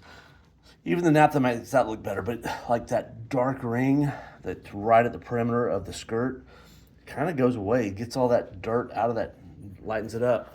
It also does the same up on your ball trail. And this probably needs more scrubbing, but it just like makes it look a lot better. You can see this, it's got the white residue I need to scrub off. And it's not wet at the moment, but if I wet it, you can see it looks pretty good. I scrubbed that whole thing for like maybe a minute, and it goes from pretty ugly to pretty decent. That's one of the big values of the Magic Eraser is it's fast. Oh, come now. 10:03. You're 3 minutes late, dude. You're 3 minutes late. Okay, we'll go out. Django, we could put you in a Dr. Pepper ad. 10, 2, and 4. 10 o'clock, 2 o'clock, you want to go, and then 4 o'clock, you're ready to go home. You've had enough. So I started doing polishing. I did using this Mother's #1. This is kind of like Novus, but it's finer. So it's kind of good for a final. You could see some areas where I've got a good shine, some where I don't exactly. On this green, you can really see the difference between areas where it's got a shine and areas where I missed. I need to scrub some more, like around that, there's that switch there. I didn't do a good job getting up there. Oh, there's still residue on there too.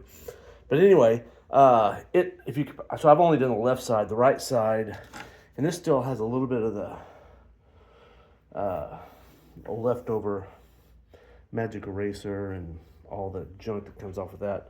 But even if you get rid of that, it's not as shiny and lustrous. It really brings the shininess back even before you wax it. So I'm gonna do this other side, and then Jane's gonna come in here in a little bit, and she's like, did you clean this? I'm like, yeah, I spent like an hour on it. And she's like, it needs a lot more. And she's gonna do a lot more, and then she'll paint it. So I cut up on the right side, so I put the Magic Eraser. Oh, somebody's at the door. Next thing I'm gonna do is I've got some Scotch-Brite. This is the fine Scotch-Brite. I've already done this one. I just scrubbed it. I don't know how well it shows up. It's kind of moderately clean, whereas this other one is absolutely dirty, and you just feel it with your finger. This one's all rough. Here's one. These are actually dirtier down here, if I can find it. That's what it looks like to start. Here, let me just scrub it for just a second. You can see what it's doing there. Stripping off most of that crud. Some of those are just specks of Scotch-Brite dust. Probably should have done this before I cleaned the playfield, because this is getting dust everywhere. But anyway, I'm gonna do all these real quick. Check out these flipper bushings. There's a brass tube threaded with a couple nuts and a brass kind of flat plate for everything to slide on. These coils, I'm pretty sure these coils, the sleeves, I think the coils are wrapped around the sleeves. So I don't think the sleeves come out. They are integral to the integrity of the coil. So I'll just clean those up. They're really oily. Oh, let me show you the coil stops. Here's the flipper ones. They're pretty trashed. Yeah, those are the two flipper ones. They kind of failed in the exact same way. And same part, that's what it should look like. This is for the what operates the saucer up, and that's one of them's up and the other one's down, so they're still intact. Steve doesn't have these listed on his website, so I don't know if he's got these or not. I bet he's got a solution. I'm betting. I know he sells the little nub with the nut on the backside. I bet it's the same. I bet it's the same part number for these that is in the later games. So I said that these were all the same. They're not. So these are the coil stop, or for the coil stops for the flippers, and these are for the saucers. And these are actually good. And I was talking to Steve, and these two are perfectly good too. This is the way they come, with the bottom half missing. because I told him they were broken. He's like, no, that's the way they're supposed to be. Just clean them up, put them back in there. I'm like, all right. So that's exactly what I'm gonna do. Also talked to him about the little dinger that attaches. There's a hole right there. And hits that. Yeah, it's not a part that's available. He suggested just getting a bolt and put it in there loosely so that when that goes up, it hits the bell. He said he's got the same, not this same game, but the same series of games. It's a 50s game, and his has that mod already. Basically, it works fine. That's his suggestion, so that's what I'm gonna do. He also suggested weakening the flipper return spring. He says they're just too strong in these games, and you'll get more action out of the flipper. So I intend to do that also. Jane is painting these numbers back. There's one she's done. There's one she didn't do. So Steve sells these, but he doesn't have the double-digit numbers. So, and I needed a 12, so I didn't want to have them mismatched, and and I'm sure his are just going to be red. They're not going to be the milky swirls in there, marbled, which is pretty cool. Jane has started painting. She's done a little bit of the scale skirt up here. She's basically just some of the greens. So. I did reds too. Oh, she did reds also. Yeah, I see. Whole bunch of red there. Done, but she says that's first coat. So yeah. There's a bunch of gunk, like old glue. That's not glue I got on there, and there's some more up here. Don't know what we're gonna do about that. May end up having to leave it. If it's part of the playfield, it's part of the playfield. So. Anyway, I'm gonna go clean all this stuff up real quick. So this is what I came up with for the dinger. Those two are locked. This one is not, so I'm gonna put a bunch of thread lock on here, and I may come back with, put a little more on the tip of this, maybe some super glue or some epoxy, just to really lock it down to one thing backing off. I wish I had some red thread lock. I don't. This would be a good place for it. I'll let that sit, and then, oops, I'm dripping.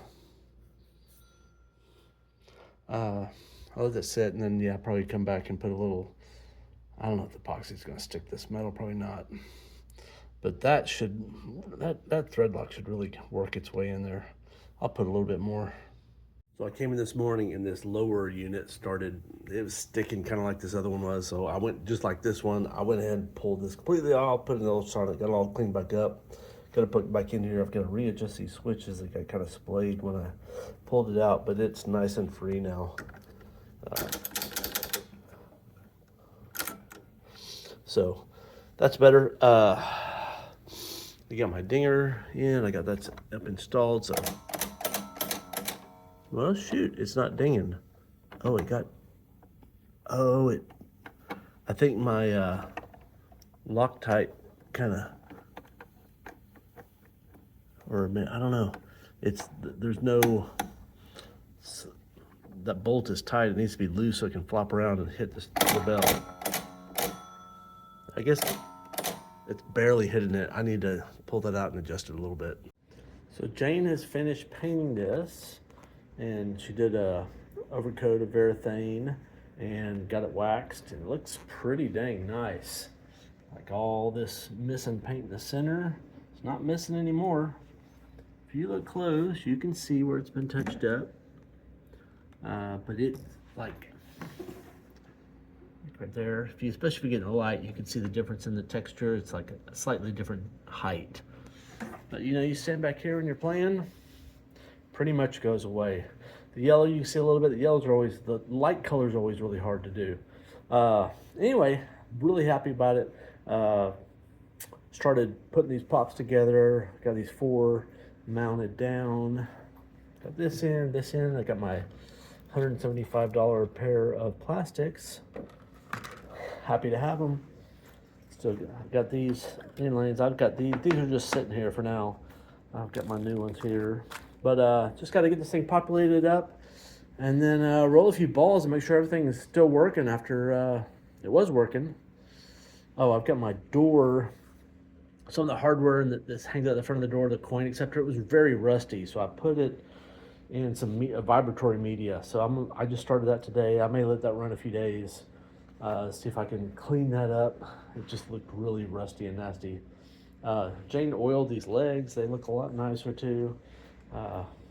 Didn't do a whole lot to the cabinet other than cleaning it and oiling the wood, the bare wood parts of it. Anyway, it's really coming around. I think this guy's going to enjoy it. All right, so I got all the pop bumpers, the top sides done, and I also got the lamps wired up below. I went ahead and put LEDs in them, and I personally think this is a little bit of an abomination putting an LED in a game of this vintage. That said, the new LED or new incandescent bulbs, they will not hold up. Even the classic ones, I've got some new old stock ones that I got from Steve. I don't know what vintage they are, probably 80s or something. They will hold up moderately well, but even they take they'd probably be okay for the dead bump, but the pop bumpers themselves, they're so violent. The filaments, when they're hot, they tend to break. And the other extenuating factor is these pop bumper caps. I don't know if I mentioned this before, but Steve sells these, but he doesn't sell a 2-digit one. He doesn't sell a 12. And I didn't want to get one that looked different than the other one, so Jane repainted all these, and these things are pretty old, and they have shrunk a little bit. Like here is one of the old dead pop bumper bodies, and somebody has taped around it because they've shrunk so much. This is one that was in better shape than most. Most of them were busted up. This one was not too bad. So they, put some masking tape around there to try it so the pop bumper cap wouldn't fall off all the time. So getting these on there, I think I can get them on, but it's not something you want to be doing all the time. So I'm putting LEDs in the pop bumpers. That being said, I am ready to turn this thing on. It's been a while. Been waiting for Jane to get this thing painted. It takes a lot more time to do a project like this, to do the aesthetics, than it does just fixing it. Fixing it I can do pretty quick. Jane takes forever. Her job is a lot harder than mine is, apparently. So I am gonna plug this thing in, and we'll see what happens. Well, I just turned it on off camera real quick, and it started running, and something was locked on. I don't know which one it was. I probably a switch on the Playfield. It blew the line fuse. Doing all the cleaning and stuff, it's real easy for when I haven't readjusted these switches. Like that one. I think that one's touching there. So I should have gone through and checked all these switches.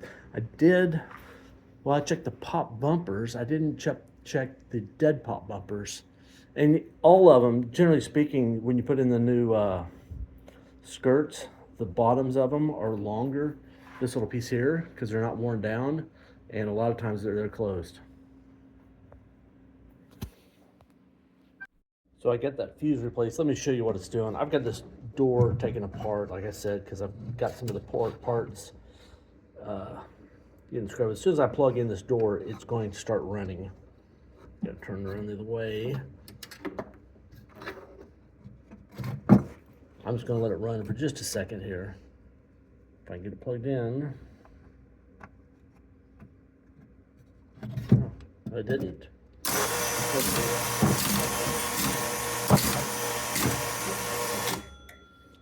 Okay.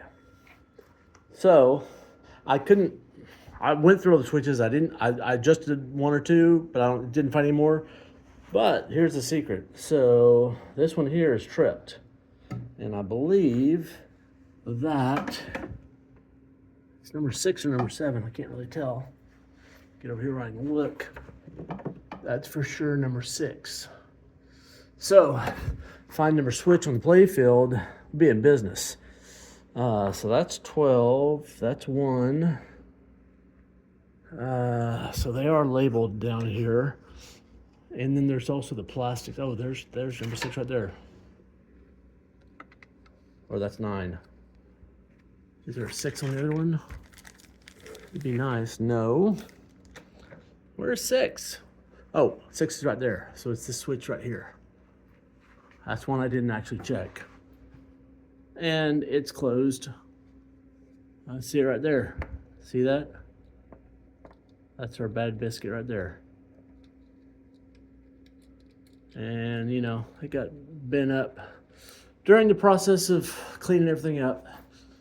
So it wasn't doing that, and now it is. But it's all bend that back, and hopefully we can get this thing booted up. Okay, I got that switch adjusted. I'll plug this sucker back in. Okay, we're booted up. Booted up, that's kind of a strong thing to say for this game. And what you hear humming is this one here that's basically opening and letting the balls. So as soon as up down the trough, as soon as I score a point, that one will stop buzzing. Or maybe not. Maybe that's just the hold coil. Yeah, that's just the hold coil buzzing a little bit. Okay. So everything's working. I just wanted to check that all my lights were good before I put the capsule on. And they're all working, so put the capsule on. So I got one post left over. I can't figure out where it goes. Well, I couldn't. I did figure out where it goes. I know this thing's been used because it's kind of warped up. It's had some heat damage. And it's, 60 years old. You can just tell by the way it is. I couldn't figure out where it goes. I finally found it. So right up here, there's these 3 nails. And then underneath, there's that impression where that used to be. This impression there, this post here used to be a little higher. I ordered these plastics, and they are smaller than original. Steve, he to his credit, he warned me about buying these, saying, be careful, they're liable to be smaller than the originals. So what happened, because all these old plastics, they shrink a lot. So when people make them, they make them from an original set, and the original set's like, 5% too small. So these are 5% too small, and there's no way I could stretch that hole. So I just I basically screwed that in with a new hole. Same on the other side. It just wouldn't fit. So anyway, that explains that one there. And this one, so those nails have been there, I'm betting, a really, really long time. So somebody lost this in the cabinet, I'm guessing. I didn't strip this down. I think Jane did. Maybe it was Kyle, but I think it was probably Jane. So anyway, I'm yanking the nails out. I'm putting this back, and it will be back the way it's supposed to. And I'm positive that's the case because I'm looking at this picture on IPDB, and that's what it is. And the nails, no, that's not right. You need bouncy stuff, not metal nails sticking up through the playfield. I mean, sometimes you'll see nails under the plastics to hold them up, but not like that. That's silly. So I'm gonna yank those out. I'm gonna probably have to get this out first so I don't break it trying to get those out. I was just screwing that in, and as I was screwing it in, I saw that one there. That's where that one was. But so maybe the one on the internet is I thought those nails kind of looked original, but on the other hand, it doesn't really make sense. I'm gonna look see if I can find some more pics. Maybe those nails are supposed to be there, but that's where that red one was at, I'm sure. Right between the 2 pop bumpers, which kind of makes sense. Well, I looked all over all the pictures I saw. There is not one there, and there is one there. So maybe, like way back in the day, an operator stole that one there, put it there, and figured he needed somebody to put some nails there. Or maybe they just made them a couple of different ways in the factory. I don't know. In any case, Jane's done painting. No more painting's going on in this game. So that's going to get a post back in there. I'm going to put this red post back over there. And I'm going to go through my piles of old parts and find kind of I won't have an ivory one, but I probably got an old white one that's going to look pretty close, and I'll put one of those right here, and that'll be better than the nails. Couple of resolutions. First off, I found this original one that was into the bottom of it. And this information came from Steve. The bottom, when they originally made these, they melted the bottom of these so that they couldn't come out, kind of mushroomed it with heat. And this one, that tip had kind of either snapped off or got worn off, whatever. So this thing could fall out, come out through the top. So I put it back in there, got a soldering iron, and mushroomed it back up again, and so that's good. I also was when I just got talking to Steve, and I mentioned the fact that these were too small, and I got them from Canada, you know, and so he said, well, let me go check the Art Deco caps on his that he's got in stock. So he went back and checked it. He said, yeah, there's a little bit of slop in there. He's like, just get yourself some silicone and glue them on there, because that's, you know, that's, if you're gonna put an Art Deco cap on there, that's what it's gonna be. So that's what it's gonna be. So I think I'm gonna use some amazing goop, the same stuff I put the inserts in. It's kind of semi-permanent, and but it holds pretty well. So what that means is this thing is pretty much ready to go. I've got the coin door back together. That thing spent about 24 hours in the walnuts. It really didn't do much. So I took it out of the walnuts, and then I put it on the butter wheel for about 10 minutes, and it's better. Definitely the heads of these bolts shined up a little bit. Got the perimeter shined. It's still not great, but you know, it shows it's just got some patina. That's fine, but it does have a little shiny coming through. I'm cool with that. So yeah, I don't have much left. I'm gonna glue these pops on and let that set up. Oh, I still gotta assemble the pops, because obviously that's not even attached down there. So get those pops put back together, glue them up, let that harden up for a little bit. Let the glue set up for a little while, and then we're gonna be ready to roll some balls. So I put the pop bumpers back together. I plugged it in, and the thing just kept running on. Like before, I had a couple of switches. Since I put the rubbers on, you know, it pulls the switches in a little bit. I had 2 or 3 switches that were touching. I got that fixed. But now, if I start a game, it runs on continuously, and I have to unplug the coin door. And I'm like, what's going on? And it keeps recycling this reset for the bank. Whoops, hit a switch. Just keeps, which resets this whole bank.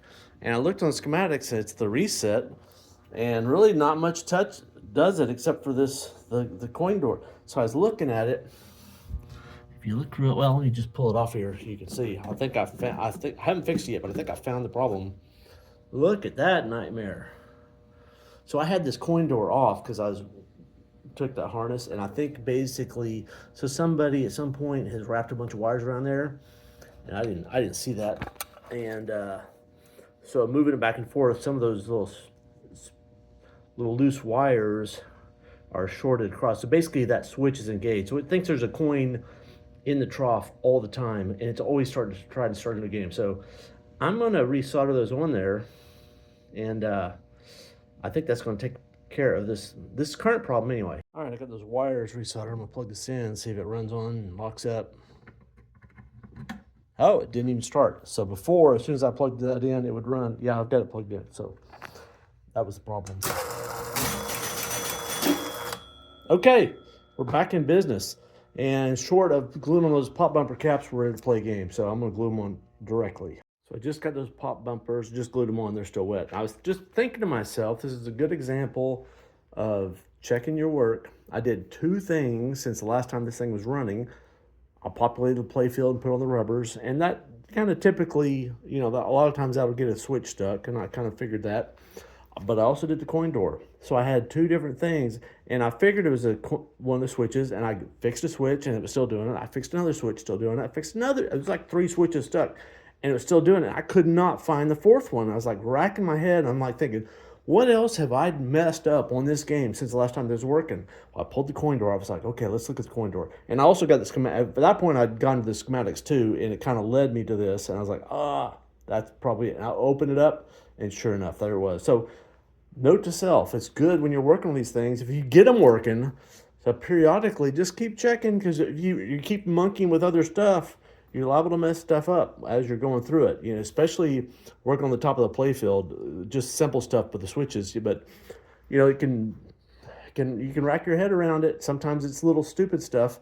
You know, it can wear you out. So while that glue's drying, I figured I'd put on the skirt, and I just realized I guess I get to cut this to fit, because you know, there's a lot of stuff underneath there. So it's a rectangle, it needs to be shaped like that skirt. So I'm just going to press it down on there and kind of bend it over so I see the line, make a little crease, and then come with some scissors and cut it as well as I can. So I had to put some kind of relief cut so I could even bend it, but I think I can see the line now. I'm going to cut it, get it cutting.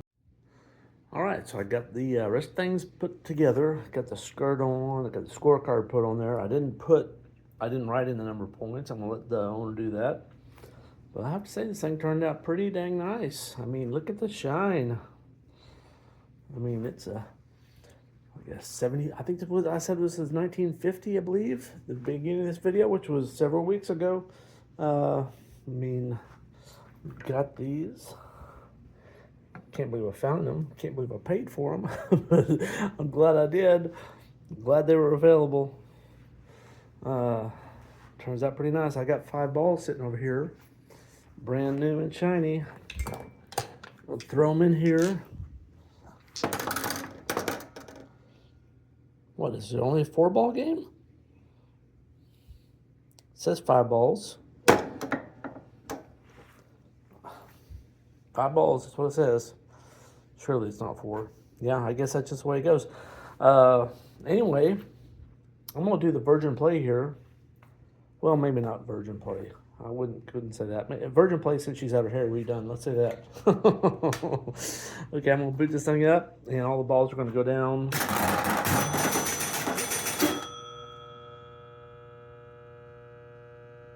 All right, so we are ready to fire this up. I'm gonna put y'all on the stand here so I can try to play in case everything works. I doubt it will. Like I said, this is a virgin play here. So, there's a nail here. I haven't yanked it out. It's probably not necessary that I've got this new ball guide here. Yeah, I'm thinking it's actually keeping the thing from hitting it. I'm gonna yank that off there real quick. All right, I got that nail out of there. Now I can launch the ball up.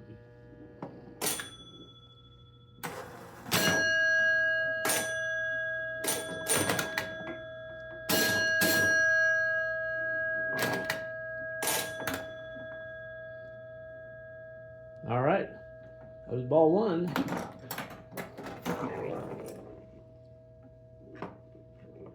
Well, that could be a little more sensitive.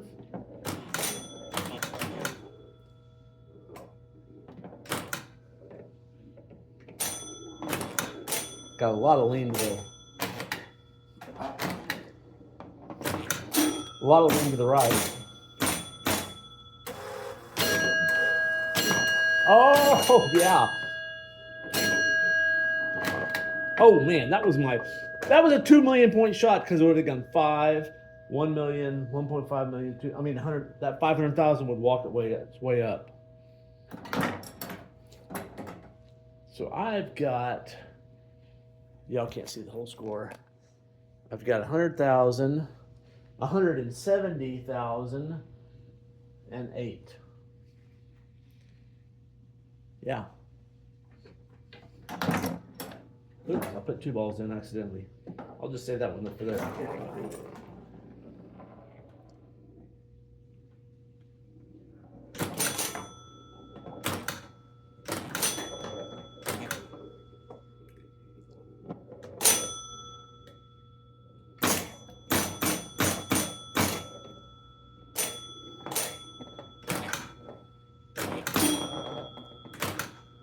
Oh, I really need to hit that. Okay, put that ball there.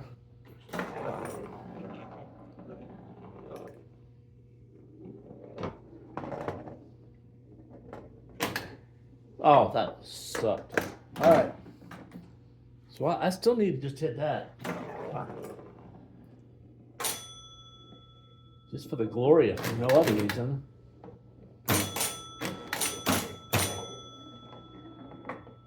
Okay, I'm gonna act like I did it. Oh, there we go.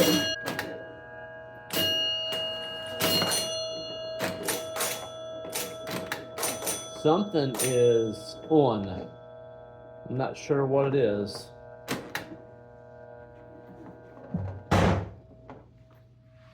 And those pops are on and off and on and off. I'm not sure if that's right or wrong. I guess I can get the schematic. So something, y'all heard it buzzing, something locked on that I don't supposed to.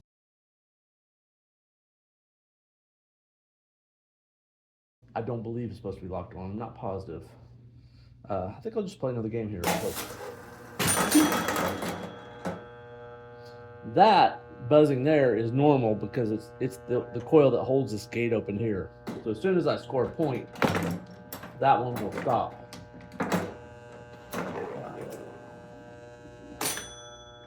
Well, nope, it won't. That's the whole coil. I saw that the other day.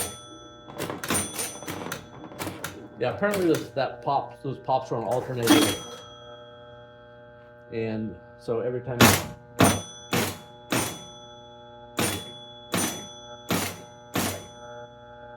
I don't know. I'm gonna get the schematics and look at that.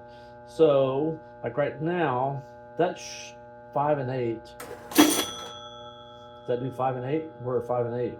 Oh, these two, yeah, they're out. So that did work.